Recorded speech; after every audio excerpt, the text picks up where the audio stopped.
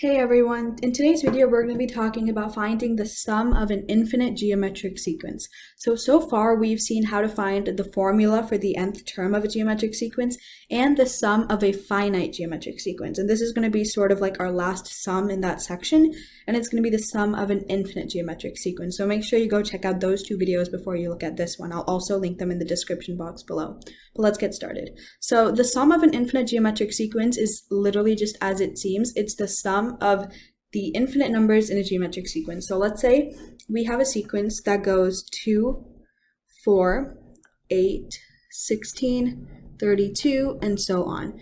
Why is it a geometric sequence? Well, one, you're multiplying by a common term or a common number to get to the next term. So that means it's a geometric sequence when you're using a ratio from one term to the next.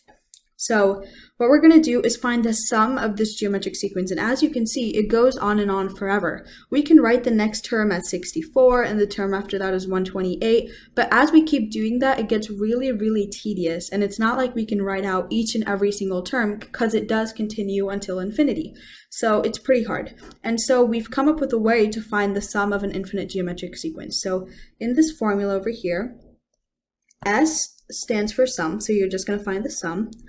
A of 1 is your first term of your sequence. So whatever your sequence is, it's going to be the first term. In this case, in the sequence down below, 2 is your first term, so you would just substitute it in the numerator. And your denominator is 1 minus r. R just stands for the ratio between your two terms. So the ratio is essentially just dividing two consecutive terms.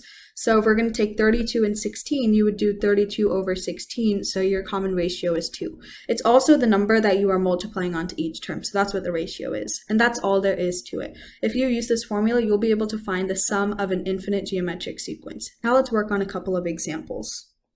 Okay, so this is our first question. They're asking us to find the sum of the following sequence. So they haven't specified whether it's a geometric sequence or not, and they're also asking us to find the sum. So let's take a look at the sequence.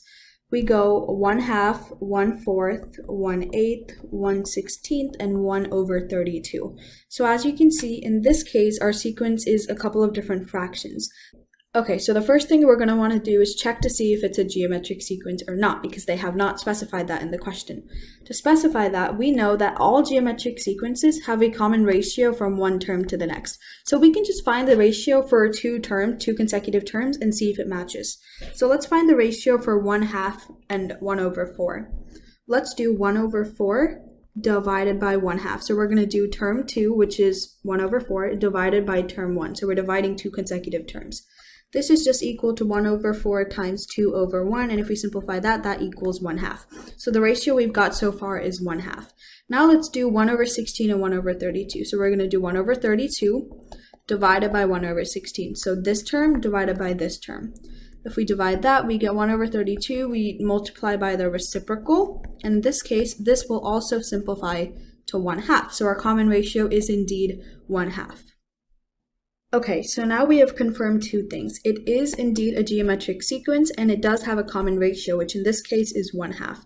So now let's look at our formula that I've written up here. Sum equals a1 over 1 minus r. Let's rewrite that formula. So sum of an infinite sequence equals a of 1 over 1 minus r. What's a of 1 in this case? Well, they've given that to us. They've given us the first term of our sequence, which is 1/2. And in the numerator, they've given us 1 minus r. In this case, we already found r by doing our previous steps, and we got 1/2 as well. So now all we have to do is simplify this. So the numerator is 1/2, and if you do 1 minus 1/2, you just get 1/2, because you're splitting 1 and subtracting a half from it. So 1/2 divided by 1/2, which is what we have over here, is just equal to 1/2 times the reciprocal of 1/2, so 2 over 1, which is just equal to 1 because these all cancel out. So your final answer is just 1. That is the sum of your infinite geometric sequence. And you're probably thinking, well, that's a really small number, but think about it. In this case, our next fraction will be 1 over 64, and the one after that will be 1 over 128. So our fraction is getting smaller and smaller. So it does make sense that if you multiply all the numbers in this sequence until it goes to infinity, and you add them all together, you will essentially just get 1 because they are such small fractions. So now let's work on another example. Okay, so this is our next question. It's the same question as before, find the sum of the following sequence, except now we are given negative numbers. And we're just going to follow the same steps as last time. So our sequence is -3, -9, -27, and -81. And then it goes on and on, as you can see by the dots. So the first thing we're going to do is check to see if it's a geometric sequence. So we know that a geometric sequence has to have a common ratio. To find our common ratio, we're going to divide a couple of consecutive terms. So let's divide -3 over 9.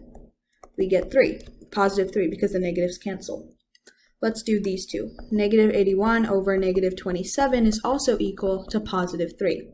So as you can see, our common ratio in this case is +3. So our ratio for this question is equal to 3. And we know that it's a geometric sequence because we are multiplying by a common number. We're multiplying by 3, and our common ratios are equal. Okay, so now we found that our common ratio is equal to 3. Now let's substitute all our values into the formula to find the sum. So the sum equals a of 1 over 1 minus r. In this case, a of 1 is -3, and they've given that to us. So it's -3 over 1 minus r. In this case, r is equal to 3. So it's 1 minus 3 in the denominator. If we simplify that, we get -3 over -2 because 1 minus 3 is equal to -2. And if you simplify that, you get 3/2, so 3 over 2. And think about it this way. Our numbers are getting bigger and bigger, but they're negative. So that technically means that they're getting smaller. Just because the number is going from 9 to 27 or from 27 to 81, it doesn't mean that it's getting bigger because you have to take note of the negative sign. So our numbers are getting smaller and smaller. So if you think about it, once we add all our numbers together, it's very likely that we're going to get a small positive number, which is 3/2 in this case. So comment down below if you have any questions.